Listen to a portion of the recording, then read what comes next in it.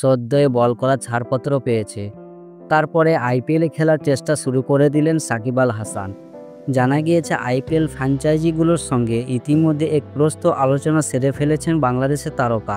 এবারের আইপিএলে খেলতে চান তিনি, কিন্তু প্রাক্তন টাইগার অধিনায়কের মনোবাসনা কতখানি পূরণ হবে সেটা নিয়ে প্রশ্ন থাকছে। ঘোর দুঃসময়ের মধ্যে দিয়ে যাচ্ছেন বাংলাদেশ তারকা অলরাউন্ডার।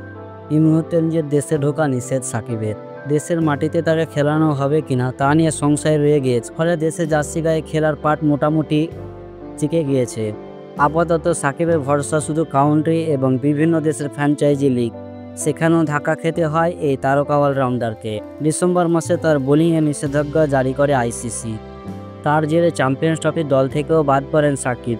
কেবল ব্যাটার হিসাবে তাকে দলে নেয়নি বাংলাদেশ বোর্ড। তবে নিষেধাজ্ঞা চাপার পরই বোলিং অ্যাকশন শোধরাতে উঠে পড়ে লাগেন সাকিব। অবশেষে 3 মাস পর বল করা ছাড়পত্র মেলে। তারপর থেকে সর্বোচ্চ পর্যায়ে ক্রিকেট খেলার চেষ্টা চালাচ্ছে সাকিব। অলরাউন্ডার হিসাবে কিভাবে আইপিএল খেলা যায় সেটার জন্য নানা জায়গায় আলোচনা করছেন তিনি। সূত্রের খবর, আইপিএলের 3টি ফ্র্যাঞ্চাইজির সঙ্গে প্রাথমিকভাবে আলোচনা করেছেন Shakib. Royal Challengers Bengaluru, Rajasthan Royals এবং সানরাইজার্স হায়দ্রাবাদের সঙ্গে আলোচনায় বসেছেন তিনি, কারণ এই দলগুলির স্পিন বিভাগ তুলনামূলকভাবে দুর্বল। তবে শনিবার থেকে আইপিএল শুরু হয়ে যাচ্ছে, ফলে এখনই সাকিবের আইপিএল ফেরার সম্ভাবনা কম। টুর্নামেন্ট চলাকালীন যদি কেউ চোট পেয়ে ছিটকে যান বা নাম তুলে নেন, একমাত্র তবে সাকিব সুযোগ পেতে পারেন। তবে ফ্র্যাঞ্চাইজিগুলোকে সাকিব জানিয়ে দিয়েছেন খেলার জন্য পুরোপুরি তৈরি তিনি।